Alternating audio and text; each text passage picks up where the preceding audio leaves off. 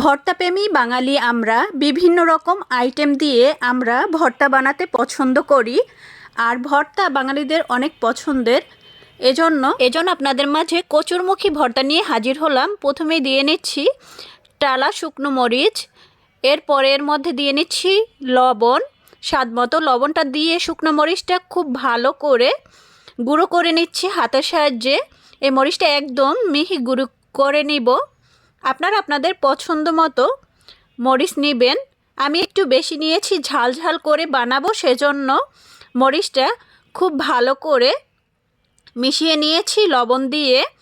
এবারে মরিচের মধ্যে দিয়ে নিচ্ছি পেঁয়াজ কুচি ও পেঁয়াজ কুচিটা দিয়ে খুব ভালো করে মরিচের সাথে মিশিয়ে নিচ্ছি। খুব ভালো করে মথে নিব যাতে পেঁয়াজটা একদম নরম হয়।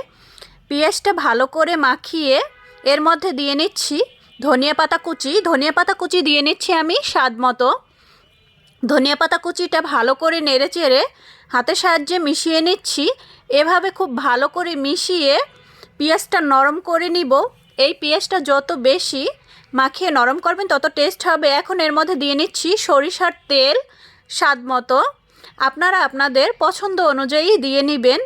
সরিষার তেলটা দিয়ে খুব ভালো করে হাতের সাহায্যে মাখিয়ে নিচ্ছি পেঁয়াজটা থেকে খুব সুন্দর একটা ঘ্রাণ বের হয়েছে এবং অনেক সুন্দর মাখানো হয়েছে পেঁয়াজ মরিচটা। এখন এর মধ্যে দিয়ে নিচ্ছি আগে থেকে সিদ্ধ করে রাখা কচুমুখিটা ভালো করে আমি সিদ্ধ করে পানিটা একদম শুকিয়ে নিয়েছি। এরপরে ভালো করে ছিলে নিয়েছি। এখন খুব ভালো করে পেঁয়াজ মরিচের সাথে মাখিয়ে নিচ্ছি। কচুমুখিটাকে হাতের সাহায্যে খুব ভালো করে মাখিয়ে নিতে হবে। এভাবে খুব ভালো করে মাখিয়ে নিয়েছি। আর আপনারা অবশ্যই কচুমুখিটা খুব ভালো করে সিদ্ধ করবেন যাতে শক্ত না থাকে। আমি একদম নরম করে সিদ্ধ করে নিয়েছি। একটু লবণ ও সামান্য লেবুর রস দিয়ে আমি কচুমুখিটা সিদ্ধ করেছি।